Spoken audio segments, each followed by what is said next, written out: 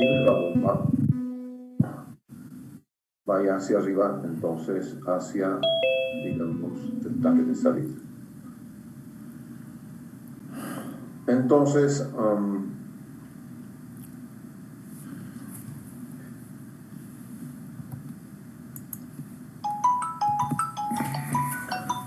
este que les he dibujado es un arreglo bastante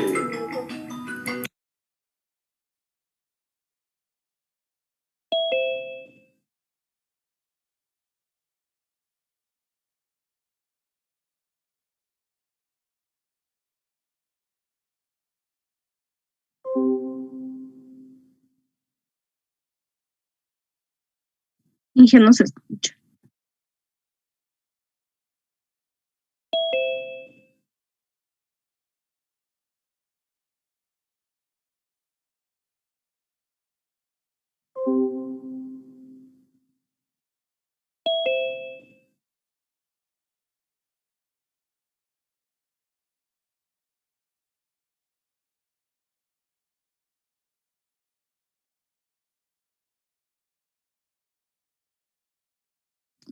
Perdón, Inge, nos ha dejado sin audio.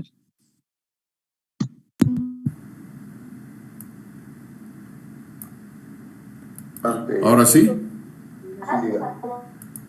¿Está bueno? Diga. Sí, genial. Ok. Este es un arreglo de bomba que es muy conveniente. El tanque de agua está por encima del eje de la bomba centrífuga. Esto quiere decir que la bomba, el impelente siempre, han visto que hay una diferencia entre los álabes, la voluta y la carcasa. Son tres cosas importantes que deben tomar en cuenta cuando estamos haciendo trabajo de diseño de una bomba. Si tenemos el nivel del agua por encima del eje de la tubería, todo es solamente impulsión. Entonces, este es un muy buen esquema donde solamente tendríamos entonces impulsión. Nada más. Y tenemos lo que se llama la succión negativa.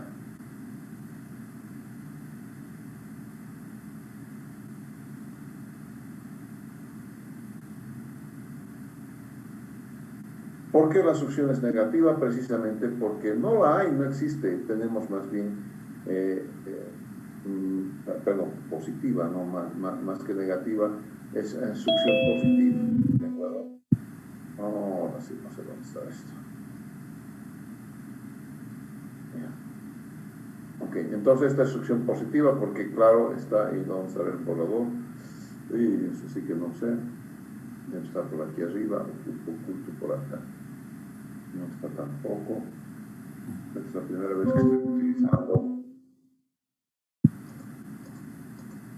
Al lado izquierdo de la regla. Ya, succión positiva. Entonces, otra vez.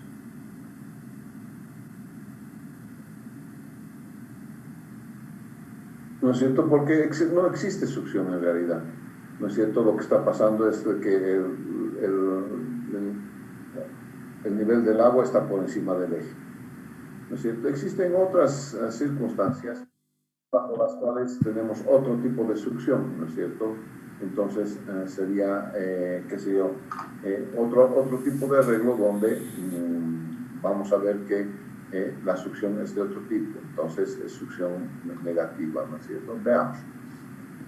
Si nosotros tenemos la misma configuración, entonces por aquí abajo vamos a dibujar la misma configuración, no sé cómo se pasa a la próxima página. Eso es. Y vamos a pasar a la...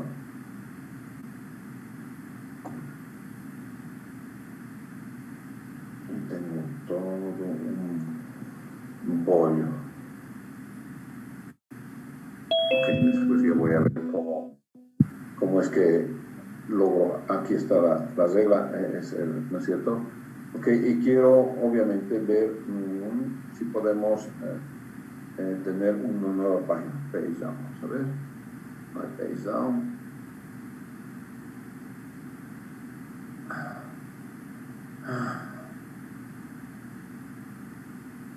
tampoco me permite esto. Ahí está. Entonces el otro tema podría ser entonces con el dibujo, obviamente, de otro tipo de esquema. Tenemos entonces, dibujamos este, vamos a dibujar este, seleccionar este, ok, y vamos a dibujar. Entonces dibujamos. Tenemos un esquema en el cual vamos a tener nosotros el bombeo aquí arriba, y entonces tenemos una succión. Vamos a tener entonces succión.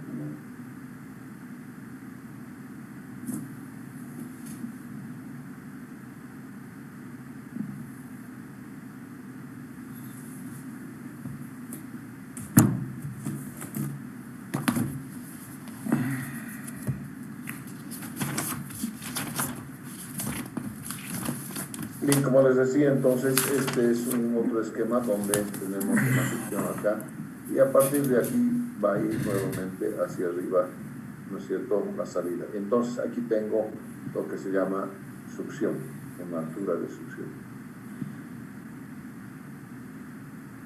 Cuando tengo altura de succión, lo primero que se me viene a la cabeza es cavitación.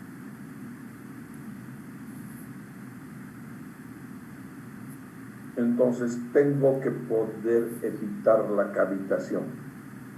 ¿Y qué es la cavitación? Como han visto en la película, es que la presión alcanza la presión de vapor y entonces hace como si el agua estuviera hirviendo.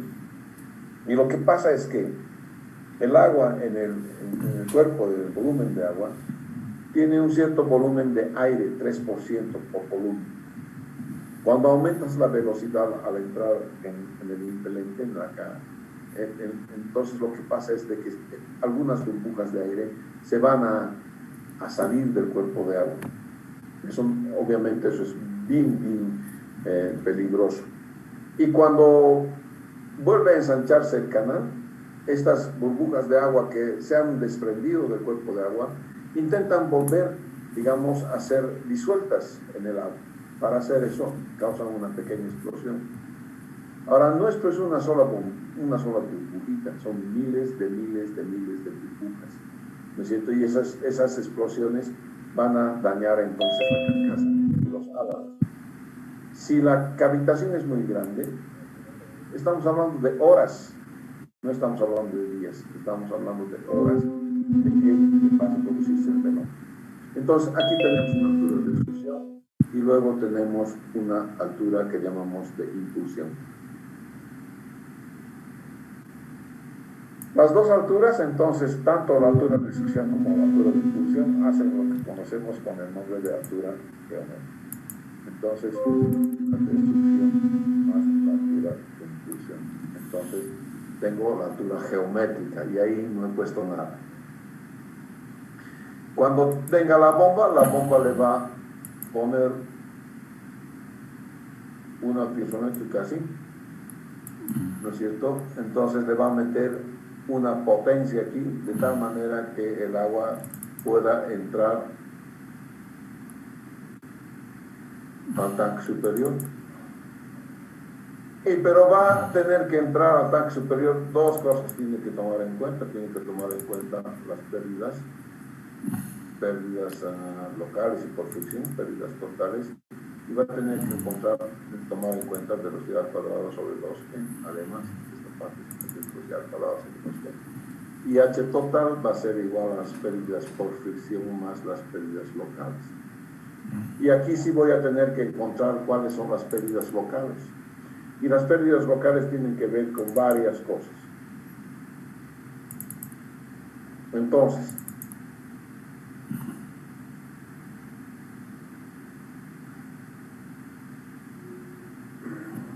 si nosotros tenemos una carcasa, este es la criba, ¿no es cierto? Viene aquí un codo. Aquí lo primero que va a venir es un codo, y va a venir luego una reducción excéntrica hacia la carcasa. Entonces esta sería la carcasa de la bomba y tenemos entonces un codo y aquí vamos a tener una reducción excéntrica. La reducción excéntrica es así. ¿Por qué es la reducción excéntrica de ese tipo? Porque no quiere formar burbujas de aire. Por eso es de este tipo y aquí tenemos entonces este tipo de reducción excéntrica, ¿de acuerdo? Aquí. Entonces una reducción excéntrica. Reducción. Y aquí obviamente va a ir, dependiendo de cómo va, ¿no es cierto? Va a ir hasta arriba. Perdón, hasta arriba y viene así, esto también viene así y hay una salida. Entonces aquí va a haber codo, ¿no es cierto? Y aquí, ¿qué es lo que va a haber? Aquí va a haber una válvula check y va a haber una válvula de aislamiento aquí. Entonces, esta es una check y esta es una válvula con puerta. Normalmente la válvula con puerta va a estar abierta y obviamente aquí voy a tener una junta que me permita, una junta de desmontaje, que me permita entonces desmontar la bomba también, ¿no es cierto? Entonces vamos a tener varias cosas como pérdidas de carga. Tenemos, la junta normalmente no la calculamos, pero casi todas las pérdidas locales tienen que ver con un cociente K que multiplica B cuadrado sobre 2. ¿No es cierto? A pesar de que nosotros tenemos estas valvulitas como altura o como longitud equivalente, nosotros ya tenemos esas cosas como si fuera longitud equivalente.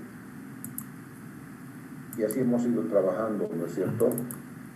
Con el llenado de las planillas hemos visto con longitud equivalente.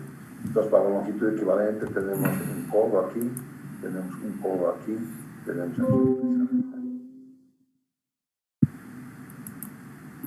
aquí tenemos criba.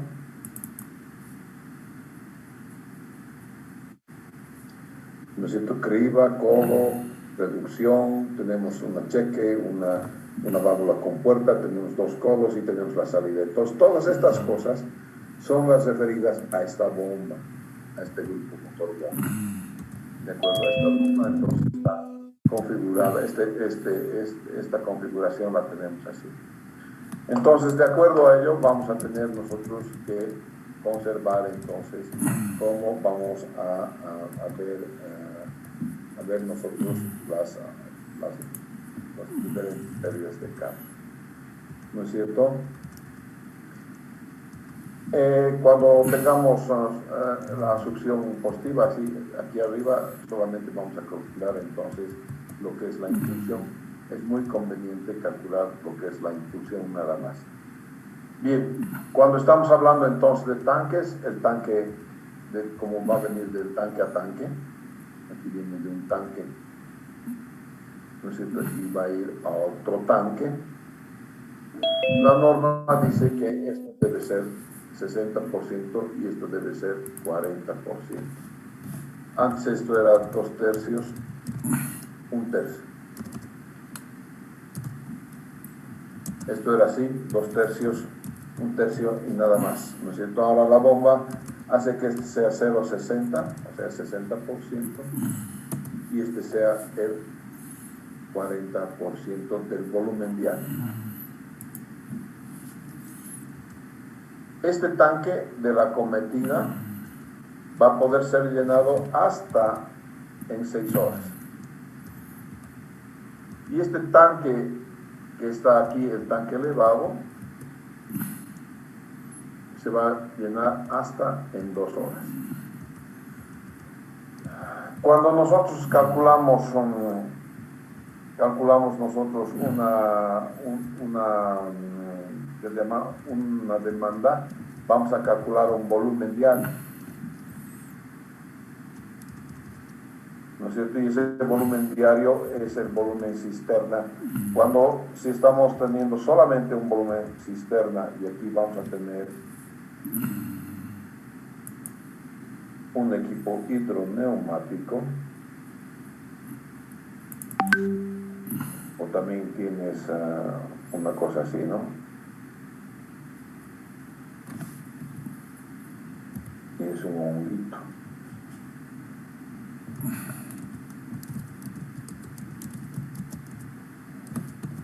¿No es cierto? Entonces no hay tanque elevado.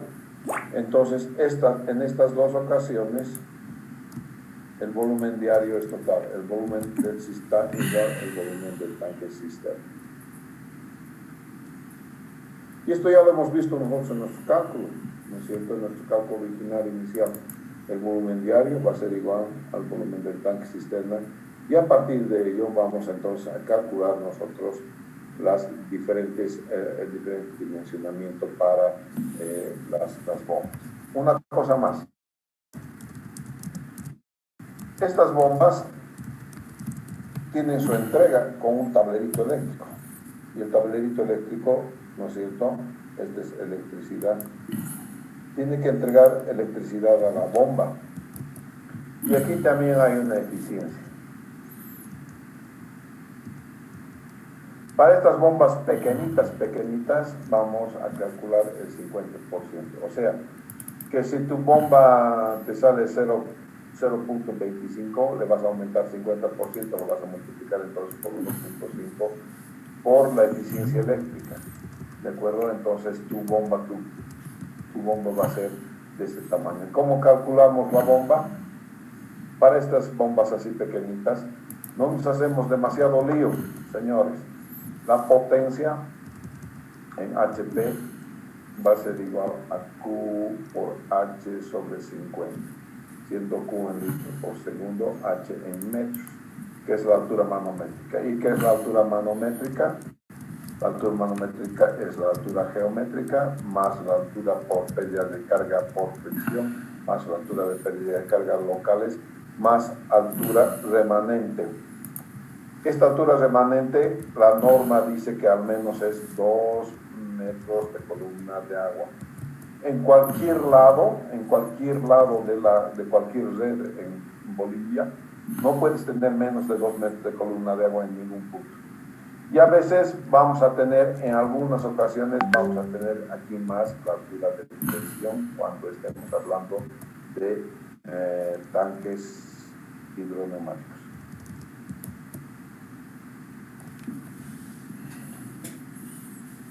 Cuando estemos hablando de tanques hidroneumáticos, entonces vamos a añadir, ¿no es cierto? Vamos a añadir aquí más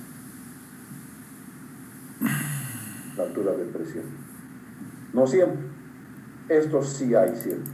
Tenemos la altura geométrica, la altura de fricción, la altura por pérdidas locales y la altura por remanente. Una cosa más adicional, ¿no es cierto? Si ustedes tienen su tanque, jamás coloquen su bomba muy lejos del tanque.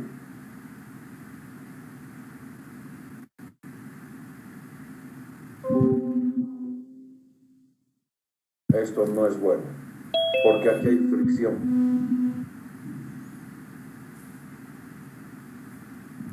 Y estas bombitas, si son chinitas, tienen 25% de eficiencia. Si es una bomba italiana, una bomba así, llega a 30 a 35% de eficiencia. Una bomba muy buena, quizás 40% de eficiencia. ¿No es cierto? Entonces, mientras más grande es la bomba, mucha mejor eficiencia va a tener. Para bombas chiquititas no vamos a hacer demasiado lío, porque obviamente para otras bombas voy a pedirles la altura caudal. Pero en este caso son tan chiquititas que no vale la pena. Vos vas a las agencias generales, te compras una buena bomba. Yo tengo, por ejemplo, una bomba cuya marca es Petróleo. Muy buena. Brasileña la marca, es Petróleo, es muy buena. Hay unas bombas italianas también, ¿no es cierto?, que son muy buenas. Hay las bombas Jacuzzi, Hay otras marcas también, ¿no es cierto? Aparte de las chinas, ¿no es cierto? Pero cuando vayan a comprar una bomba, no se olviden que la eficiencia, a ver,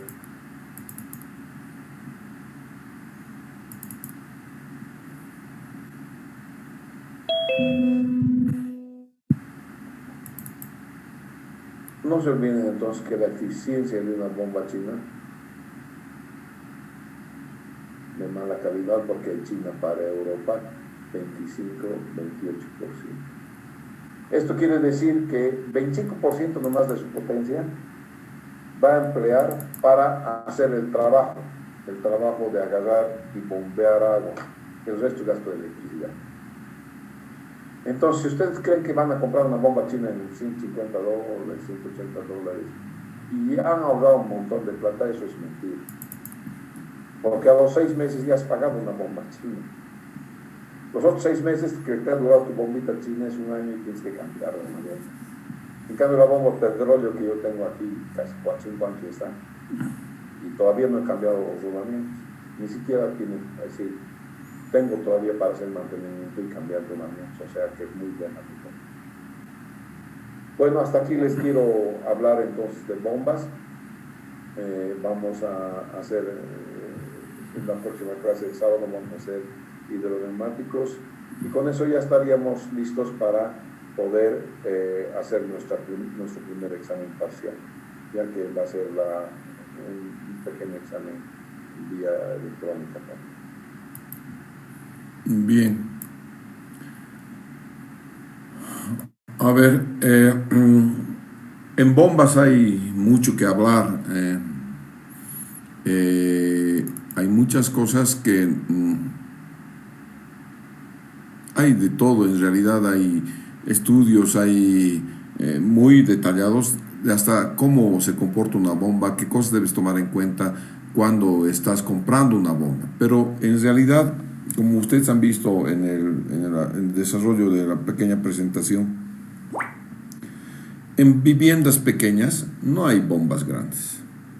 En viviendas pequeñitas existen solamente las bombas pequeñitas también, ¿no es cierto? Y eso hace que nuestro universo de bombas no sea tan grande, ¿no es cierto? Sea más bien pequeño en relación a las bombas grandes, gigantescas, que, bueno, hay las bombas últimas que estoy poniendo son de aproximadamente 200 HP. 200 HP es una bomba gigantonona. Cuando tú vas al mercado a comprar bombas, normalmente el que te vende las bombas te dice ¿cuánto va a bombear? ¿A qué altura? Y se acabó, nada más. Yo, hasta el mejor cazador se lava la liebre, ¿no? Calculé yo una bomba para mi casa, una bomba centrífuga, que daba el caudal y que daba la altura correcta de bombeo hasta las duchas, en fin, pasaba por el calefón, pasaba por el termotanque y tengo en las duchas, salía con una muy buena presión en las duchas. Instalé un sistema de aspersión. Cuando quise hacer funcionar el sistema de aspersión, ahí ya no me dio la bomba. Y es que algunas bombas son lo que llaman, entre comillas, de caudal, como la primera que yo he calculado.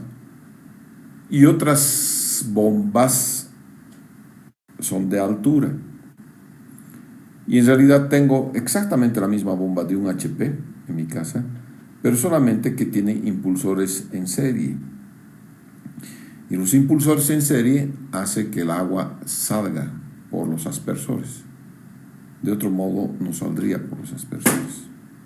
Como que lo he comprobado, no es que no lo he comprobado, sino que he hecho esa prueba y bueno, no ha salido el agua por los aspersores.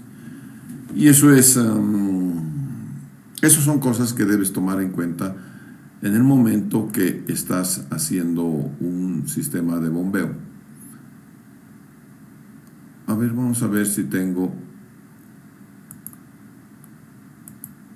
un tema de bombeo. Vamos a ver si, por favor, un segundito. Ya.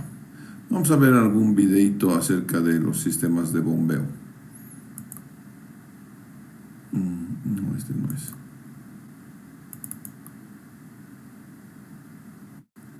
No, este tampoco es.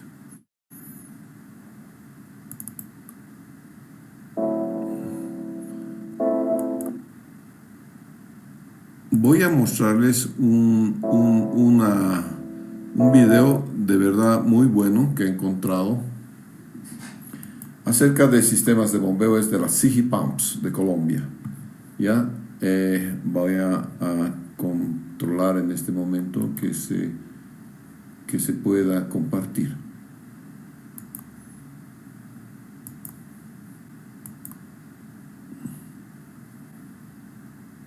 Bien, aquí vamos. Me dicen por favor si no tienen audio.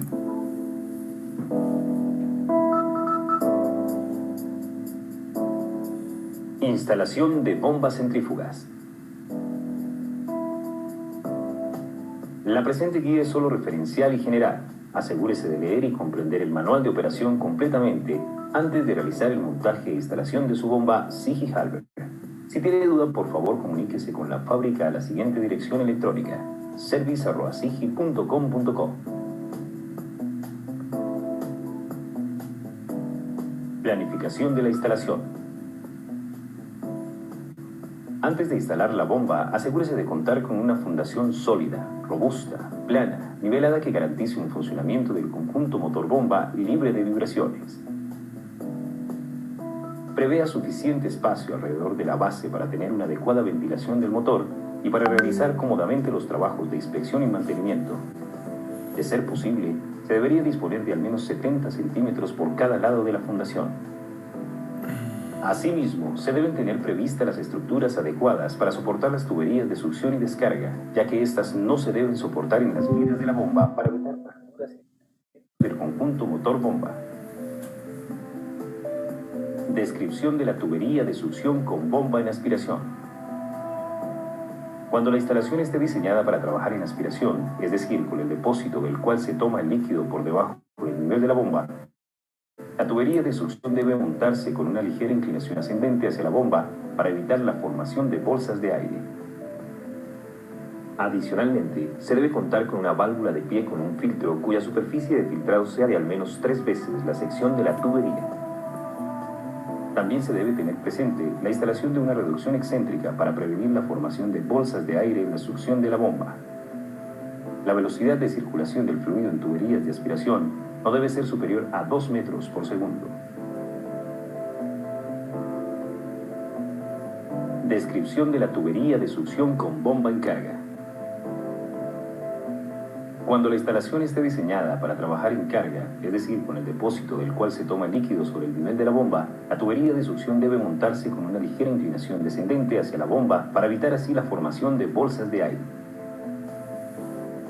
Recuerde que los diámetros nominales de las tuberías deben ser, como mínimo, iguales a los diámetros nominales de las bridas de la bomba.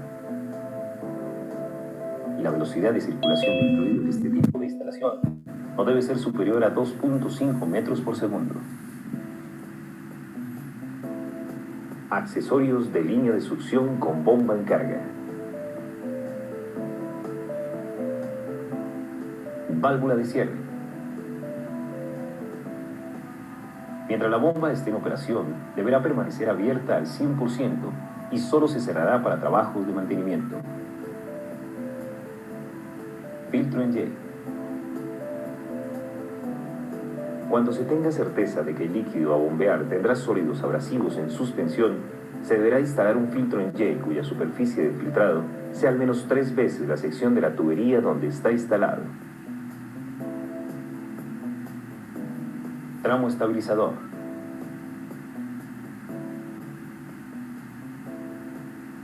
Esta tubería deberá tener una longitud de mínimo 10 veces el diámetro de la brida de succión de la bomba y se usa para mantener el flujo laminar. En algunos casos específicos debe ser de mayor longitud. Reducción excéntrica. Siempre que el diámetro de la tubería de aspiración sea mayor que el diámetro de aspiración de la bomba, se deberá contar con una reducción excéntrica para evitar la formación de bolsas de aire. Descripción de la tubería de impulsión. La tubería de impulsión se debe colocar vertical con una sección continua y contar al menos con los siguientes accesorios. Ampliación concéntrica. Para asegurar que las pérdidas por fricción en las descargas sean bajas, es recomendable que el diámetro de la tubería sea mayor que el diámetro nominal de la brida de la bomba. Para esto, se debe usar la ampliación concéntrica. Válvula cheque o retención. Se deberá instalar una válvula con cierre suave para evitar golpes de ariete.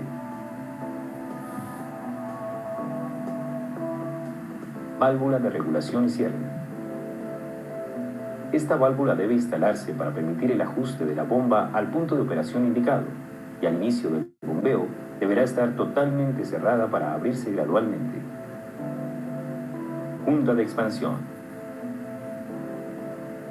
Siempre que se bombeen líquidos a altas temperaturas, se tenga certeza de vibraciones o desalineamientos de tubería, se debe instalar este tipo de juntas que ayuden a absorber los movimientos por la dilatación térmica o vibración en la tubería, y así evitar cargas adicionales en las bridas de la bomba.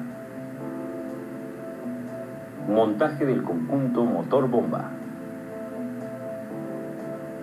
Antes de realizar el montaje del conjunto motor-bomba, verifique la limpieza de las tuberías para evitar elementos extraños, tales como perlas de soldadura, que pudieran pasar a la bomba y causar daños en ella. Realice el montaje del conjunto motor-bomba asegurando las tuercas del anclaje a la fundación y realice las conexiones de las tuberías. Retire la protección del acople y verifique que puede girar a mano el eje de la bomba.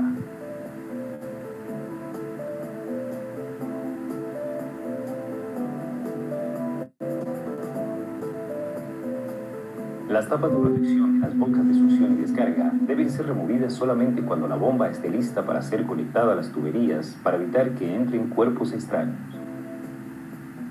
Una vez asegurada la base de la bomba a la fundación y las tuberías con las bridas, se debe realinear el conjunto motor-bomba para corregir las distorsiones de alineación que se hayan generado en el transporte del equipo y su fijación al sistema de tuberías.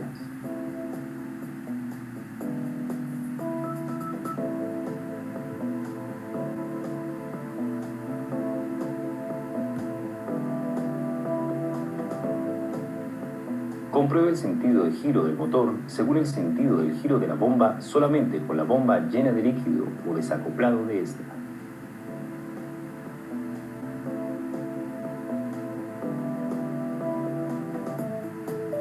Atendiendo estas recomendaciones, garantizará una mejor operación de la bomba y una mayor confiabilidad en su proceso.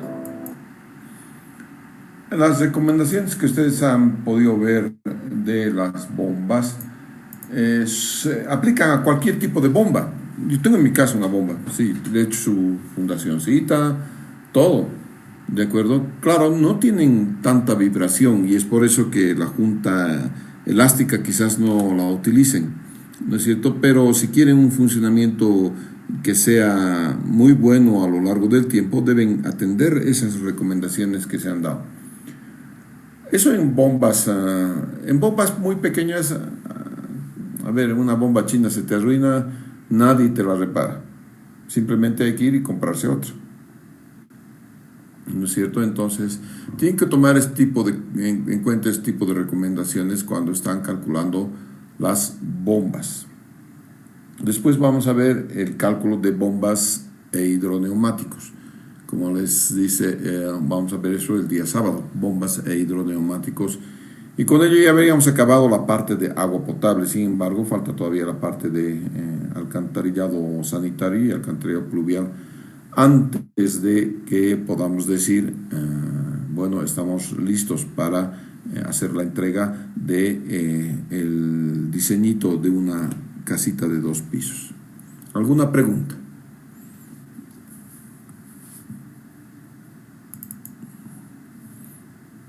Ingeniero, buenas noches, una consulta.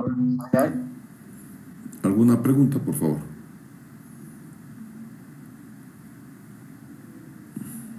Medidores creo que aún no vimos, ingeniero, el cálculo, pero... Medidores. Medidores.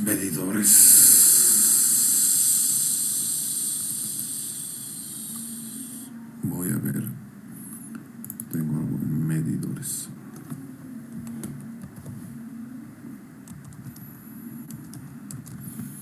Los medidores también se llaman para nosotros flujómetros, ¿ya? Hay obviamente, en nuestro caso, existe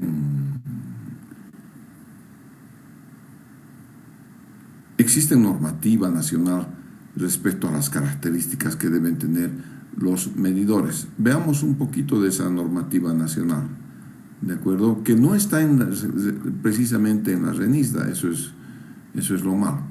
Pero vamos a ver un poquito de eso. Después un cachito, por favor.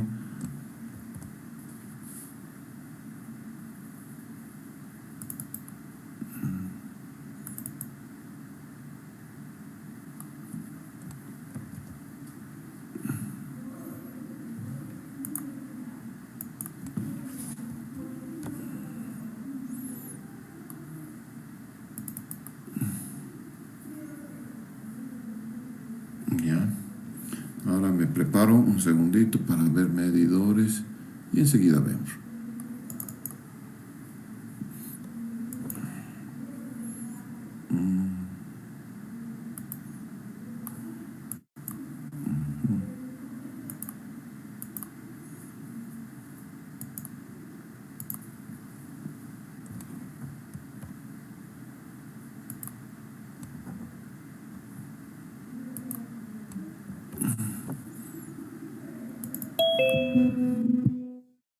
Ya.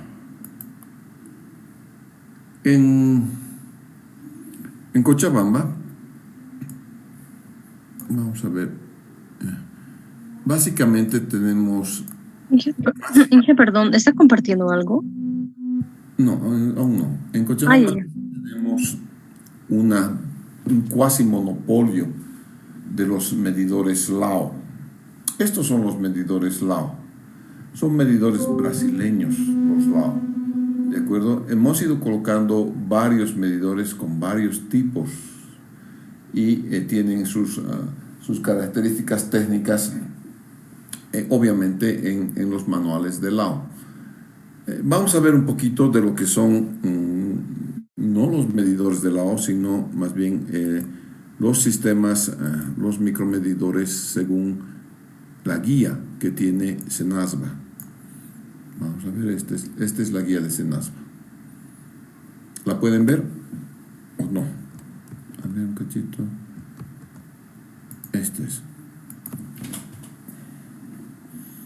Esta es la guía que tiene SENASBA, que antiguamente había SENASBA en realidad. Y el ministerio sigue siendo el Ministerio del Medio Ambiente y Agua. Es el Servicio Nacional de, ya no me acuerdo qué era SENASBA, para la sostenibilidad del saneamiento básico. Y es del Estado Plurinacional de Bolivia, ¿ya? Entonces, esta es una guía para el fortalecimiento institucional. No es muy antigua, es de julio del 2017 y se dio esta guía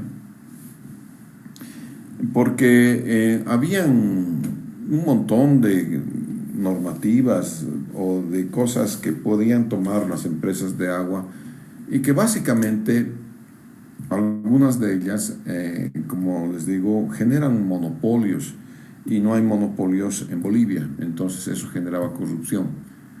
Ahora en Cochabamba tenemos más tipos de medidores, se aceptan medidores y lo único que hacemos es ver qué tipo de medidores vamos a licitar, nada más. Ya no nos interesa mucho la marca, sino que correspondan a algún tipo requerido ¿qué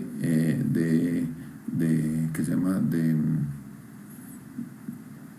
medidores. Este es mi amigo Carlitos, uno de los mejores ministros que ha tenido la gestión anterior, un ministro técnico, de verdad muy buen ministro. Y la viceministra, ay, Dios santo, cada vez era un problema con la viceministra. Y este es el director general de SENASBA, ¿no? Entonces, vamos a ver. Los micromedidores tiene este proyectito, este capitulito que van a tener también como parte de su material. Tienen 4 capítulos. Micromedición en un sistema de agua potable, las características técnicas de los medidores, los procesos relacionados a la micromedición y el seguimiento y mantenimiento de los micromedidores. Ya, esto un poquito primero genera una visión general. EPSA es entidad prestadora de servicios de agua y alcantarillado. En La Paz es EPSAS, ¿no es cierto? Que es un acrónimo similar, pero que tiene otro significado. EPSA de primer nivel, de primera categoría, son en Bolivia EPSAS, valga la redundancia, CENMAPA y SAGUAPAC. Son las 3 EPSAS que son de primera categoría. Entonces, toda el agua captada, ¿no es cierto? Toda el agua captada se va a la red. En la red se producen varias cosas, ¿no es cierto? Debería toda el agua que yo he captado y la he tratado, si la dispongo en la red de agua potable, debería volverla a tener como factura, porque la factura que uno tiene y que uno está acostumbrado a recibir cada mes, le muestra a uno cuánta agua ha gastado y conforme a ello pagas tú la factura. Pero en líneas generales, solamente el 60% del volumen producido vuelve como dinero, como entrada. El 40% es agua que no se contabiliza, que no vuelve como dinero a la empresa de agua. Y lo que pasa es que tienes un montón de cosas, un montón de acciones que puede haber en la propia red. Por ejemplo, hay 30% a 40% de fugas, y estas fugas pueden ser visibles o no visibles. Y estoy haciendo, como les había comentado, el cambio de la red de agua potable en el centro de la ciudad, y nos hemos encontrado con muchísimas fugas que no afloran a la superficie. Y lo que han hecho es generar más bien una especie de caverna y un río subterráneo, ¿no es cierto?, donde no se ve la fuga. ¿Ya? Esas son fugas no visibles. 30% corresponden a conexiones clandestinas, ¿no es cierto? Gente que no tiene medidor y que sin embargo tiene en el centro de la ciudad, hasta edificios tienen sin medidor, ¿no es cierto? A eso les hemos caído como teja, ¿no es cierto? Porque hemos descubierto que no tienen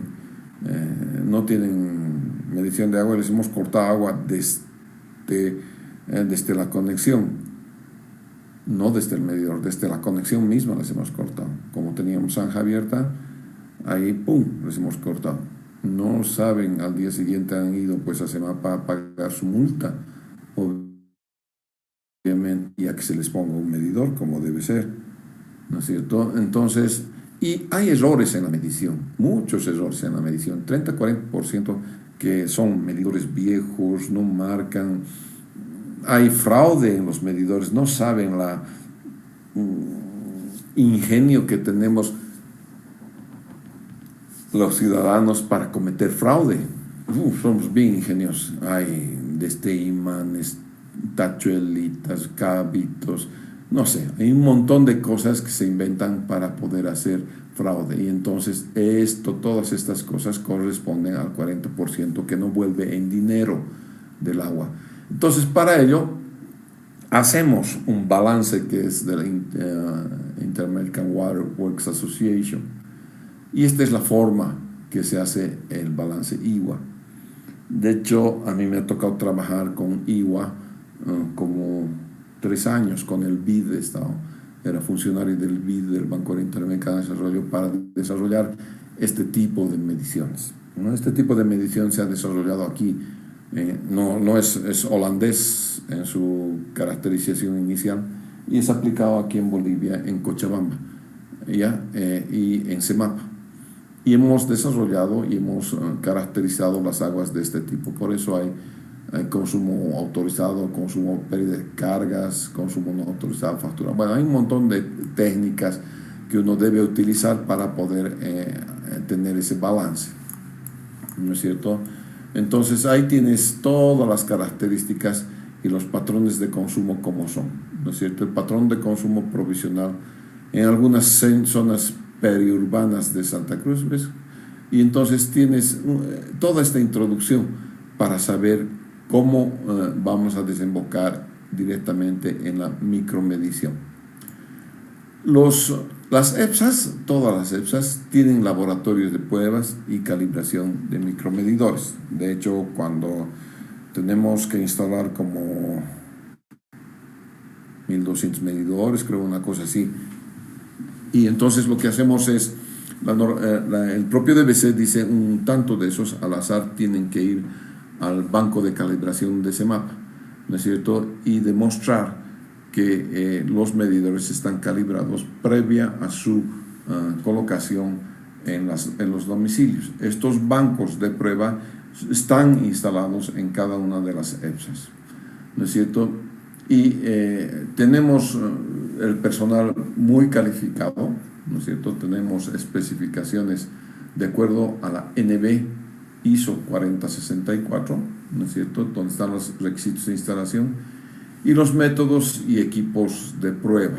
Y entonces hay normativa para eso. Hay normativa también, ¿no es cierto?, que es la ISO 17025, que son los requisitos técnicos para los medidores, pero estos son para los que para las entidades encargadas de ello, ¿no es cierto? Cómo van a ser el personal, instalación, todas estas cosas, informes, resultados.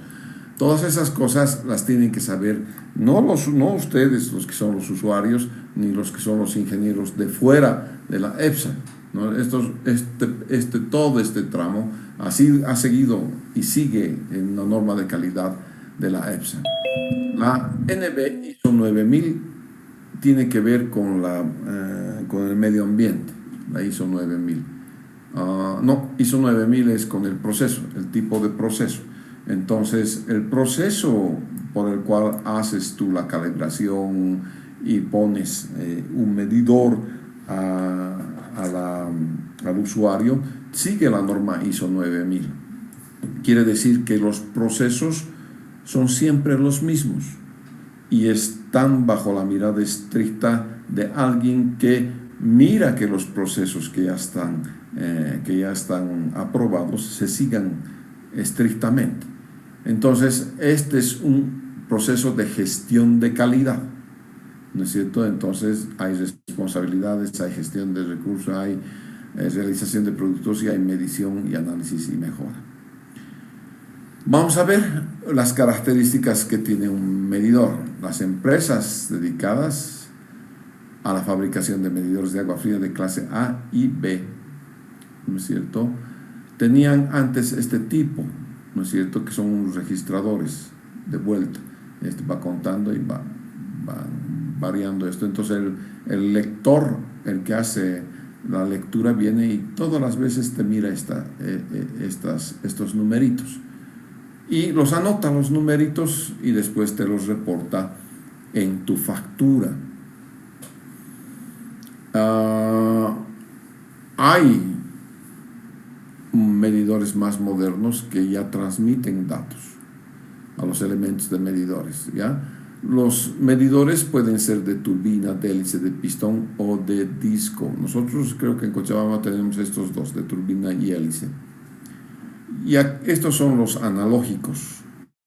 Todavía están en operación en Cochabamba. Tenemos muchos medidores analógicos y podemos verlos. Este es un resultado de la búsqueda.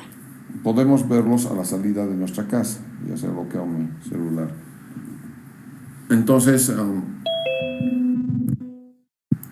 estamos intentando cambiar ahora a medidores que tengan transmisión de datos. De tal manera que ya sea una transmisión en línea o ya sea que una van de ese mapa pase por la calle y vaya recogiendo vía antena, vaya recogiendo las mediciones particulares de cada casa, del registro de cada casa. ¿Qué sucede? ¿Qué es el problema que hemos tenido? Uno de los problemas que hemos tenido y han visto ustedes en el cuadro de medición es la mala lectura. Y hay mala lectura por varias razones. Existen lecturadores que han conformado, digamos, empresas fuera de CEMAPA. ¿No es cierto? Y reportan a CEMAPA los datos de los ciclos de lectura que tienen. A veces no llegan a tu casa. Y cuando no llegan a tu casa, ven el valor promedio y te van cobrando el valor promedio. Cada mes te cobran. Hasta que un día llegan a tu casa y realmente hacen la medición. Y entonces, un buen día de esos tienes una factura gigantesca, ¿no es cierto? Y no sabes qué ha pasado. ¿No es cierto? Revisas toda tu instalación, revisas para ver si hay fugas, qué ha pasado. Ese mes has dejado la pila abierta. ¿Qué cosa que ha sucedido?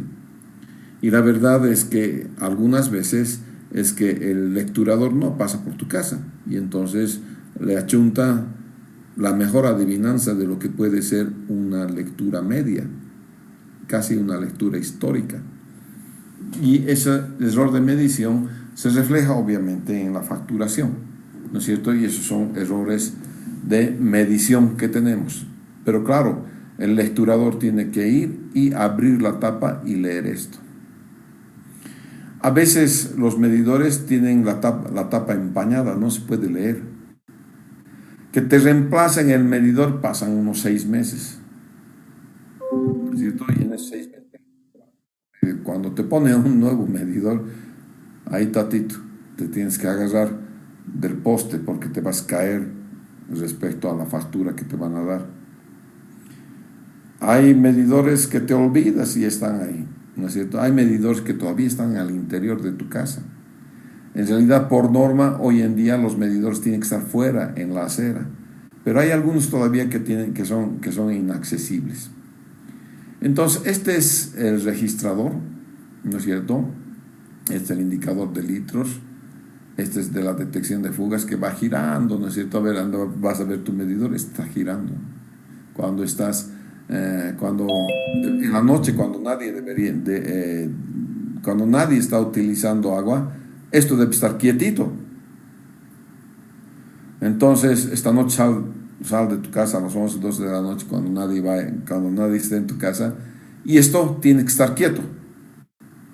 Y si no está quieto y está girando, tienes fuga, porque el medidor te está midiendo agua, una cantidad de agua que está entrando a tu casa. Entonces se nota clarito cuando está girando, ¿no? Entonces obviamente tienes que ver si tu medidor está bien o está mal. Si esto sigue girando, esto sigue contabilizando, y estás contabilizando agua que no la tienes. Hay lecturas como pues ya no hay más de este tipo de lecturas, ya ni siquiera conozco estos medidores, ¿no es cierto? 3250.538, fíjense, 3000 para los miles, 250.538. Qué difícil. En vez de tener estito, tienes relojitos. De estos medidores ya no tenemos, ya no hay de estos medidores, ya están obsoletos, pasados de moda. Los medidores más modernos están así, ¿no es cierto? Tienes lecturas combinadas, analógicas, digitales, lectura mixta tienes, ¿no es cierto? De cada uno de esos. Entonces puedes tener este tipo de medidores que tienes el analógico aquí y el digital acá. Y todos los medidores van a tener siempre una cosita que va girando, ¿no es cierto? Y que ese giro te va a mostrar si tu si tu agua al interior de tu casa tu plomería está bien o tienes fugas. El medidor que nosotros tenemos es normalmente de chorro único, contador digital y contador analógico. Nosotros ya no utilizamos el analógico, simplemente contadores digitales. De acuerdo, en CEMAPA tenemos solamente contadores digitales. Este es un contador, ni siquiera conozco esta marca, CAT-ISL. Necesito Miren, entonces, esta es la manera de lecturar, ¿no es cierto? A ver si ustedes lecturan aquí, hay que saber cómo es esta lectura, ¿no? Ninguna de las cosas está correcta, ¿no es cierto? Entonces, estos medidores que son analógicos requieren un cierto entrenamiento del personal que va a hacer la medición. Como te digo, ya no tenemos este tipo de medidores, ya no tenemos, ¿ya? Entonces, esa no hay. El cuerpo del medidor. El medidor tú lo especificas, normalmente son de bronce, y es posible hacer una regulación del dispositivo. Necesita un intervalo de 4% de caudal nominal para medidores de hasta 6 cubos y de 2% hasta medidores más grandes. Entonces, los medidores se caracterizan o los compras tú de acuerdo a cuánto piensas tú medir. Hay medidores de 6 metros cúbicos por hora, ¿no es cierto? Hay medidores más pequeñitos, ¿no es cierto? En fin, hay todo tipo de medidores. En un medidor siempre vas a tener, en el cuerpo del medidor siempre vas a tener una rejillita para que te impide que este canastillo impide que las arenitas, cualquier en suspensión entre y dañe el mecanismo. Aquí tienes un mecanismo de regulación que es el que te permite calibrar el medidor. ¿De acuerdo? Entonces vamos a ver. Los medidores, tipos de medidores: pistón rotativo, disco oscilante, chorro único o chorro múltiple. Este es de chorro múltiple. Ya, el de chorro único, fíjense, entra el agua, golpea a esta especie de molinete y va girando, ¿no es cierto? Nosotros utilizamos chorro múltiple. Estos ya ni siquiera los conozco, son demasiado antiguos. Entonces, o dices de chorro único o dices de chorro múltiple, ¿no es cierto? Estamos entrando y tenemos nosotros de chorro múltiple, ¿no es cierto? Vamos a ver entonces, este es el tipo de medidor, obviamente este es para la calibración, se calibra, ¿no es cierto?, con un volumen patrón, y obviamente es una calibración volumétrica que se hace. Entonces hay una curva característica que se tiene en los medidores, ¿de acuerdo? Esta es la curva característica, donde tienes un caudal máximo de trabajo y un caudal medio de trabajo. Este es el caudal medio de trabajo, ¿no es cierto? Y esta es la curva que te van a vender con el medidor, y la curva de pérdida de carga, ¿no es cierto? La pérdida de carga está en megapascales, en rango superior de medición, cada medidor va a tener entonces estos rangos de medición. Entonces tú tienes la curva A y la curva metrológica B, pero esto tiene que ver con la metrología, y NORCA hace esto, ¿ya? Y NORCA lo que hace es calcular y calibrar y darte estas curvas para cada uno de los medidores. Estas son las curvas de pérdida de presión, pérdida de carga en metros, dependiendo del caudal máximo, pueden vienes y entonces tú tienes la pérdida de carga en metros, ¿no es cierto? Los medidores son de clase A, B y C.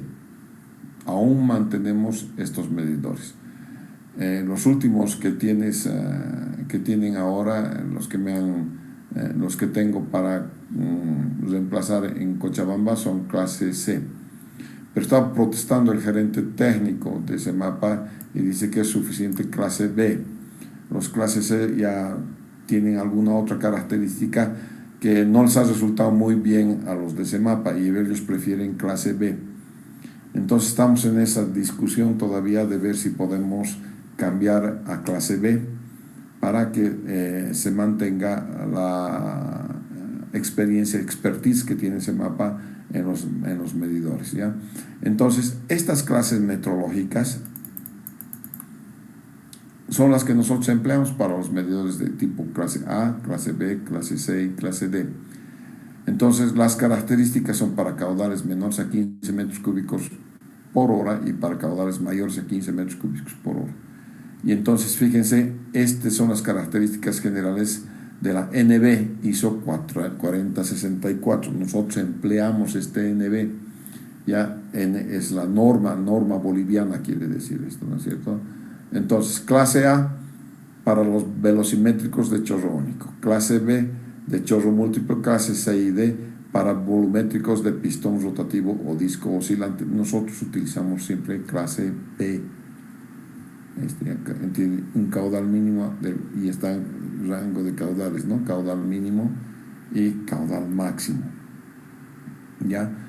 Entonces, ese es el medidor tipo clase B. De acuerdo a la clase, aquí tienes cuánto es el caudal mínimo, cuánto es el caudal máximo, el caudal de transición y el caudal nominal. ¿De acuerdo? Y en esto, estas son especificaciones que tú das para la compra de los medidores, nada más.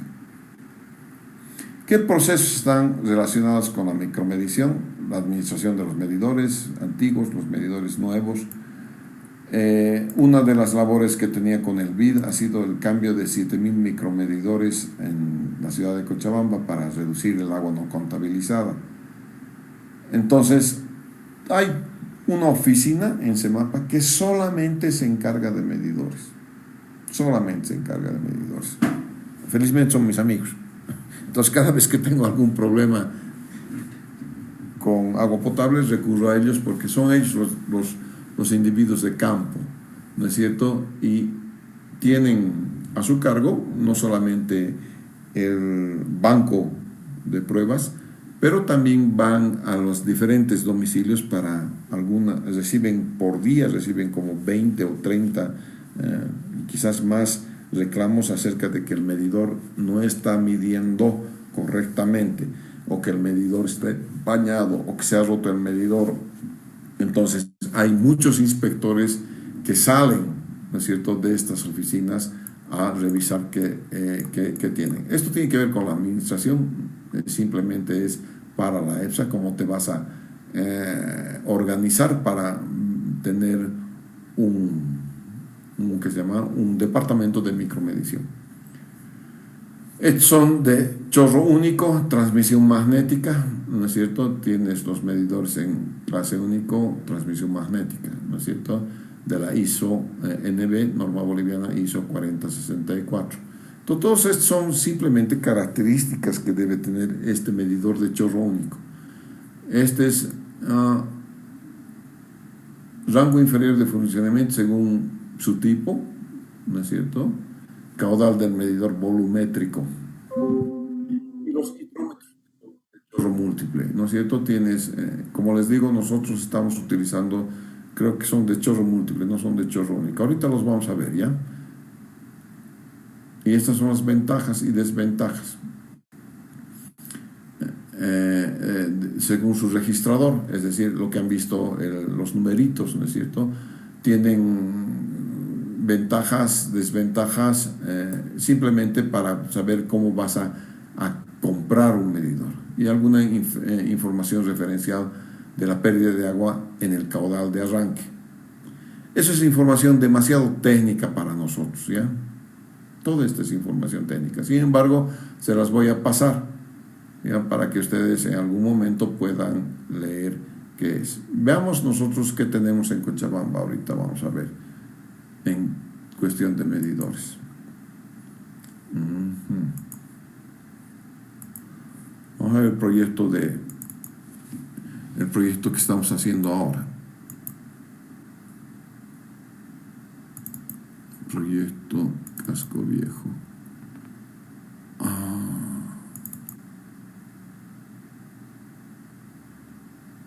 Vamos a ver las especificaciones, ¿ya?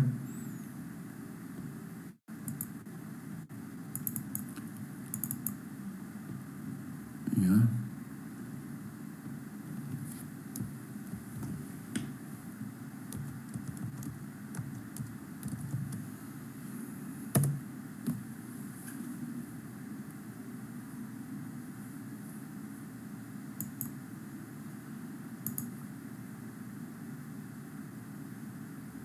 Bien.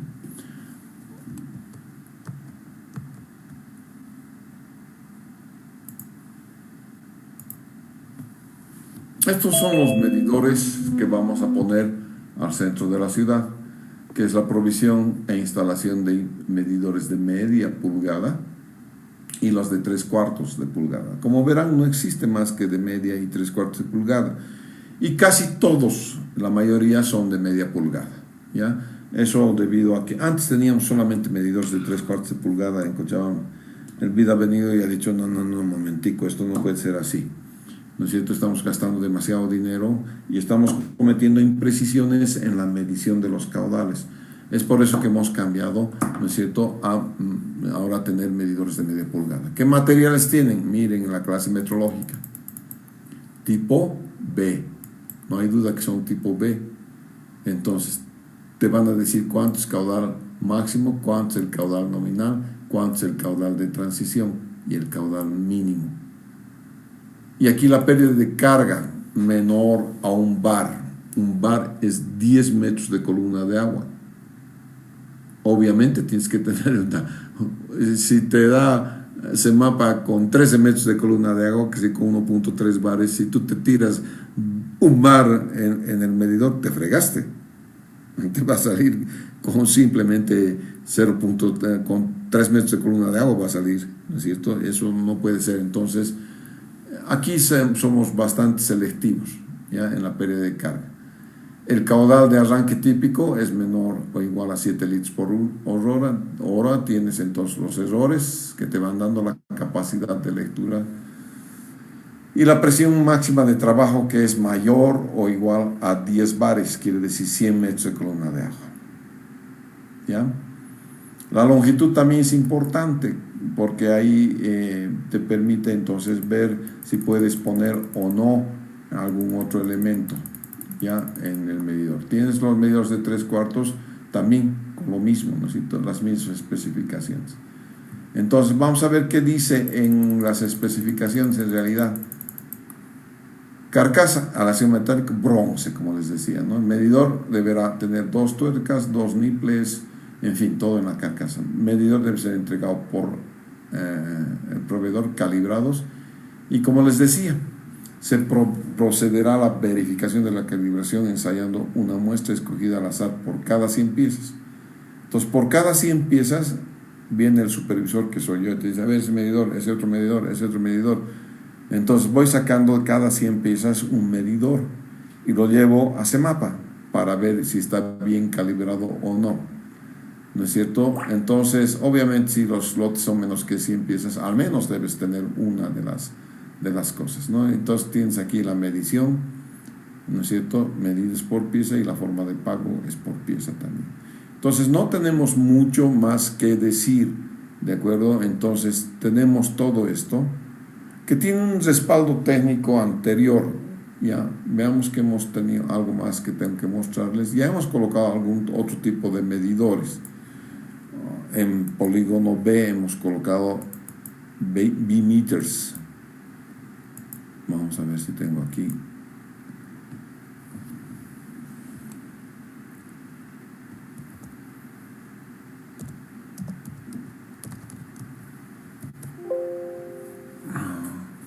No sé si tengo aquí la muestra, pero hemos colocado medidores italianos, de origen italiano, que son los B-meters. No están por acá, entonces deben estar en un cachito ya. Tengo un proyecto de ahí.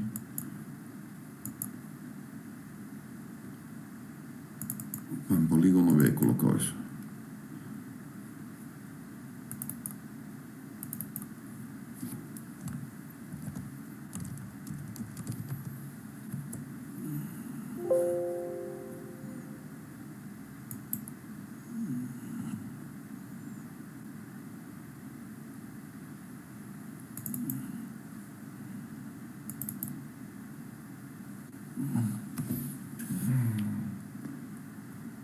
Estas son la carta de entrega de la documentación relacionada a los medidores, nada más, pero tengo los medidores B-meters por acá ya. Tenía incluso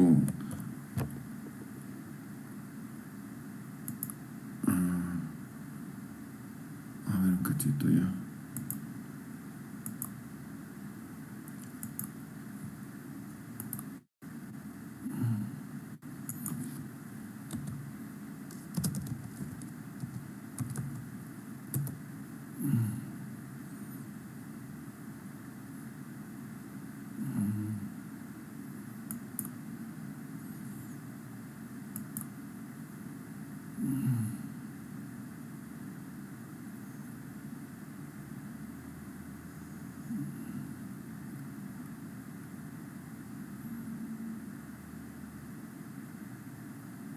Sí, creo que son estos.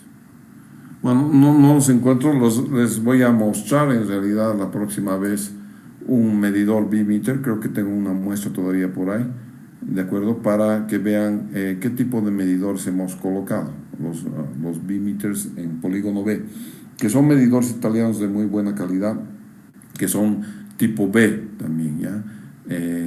Esos están colocados en el proyecto de polígono B, en la zona sur.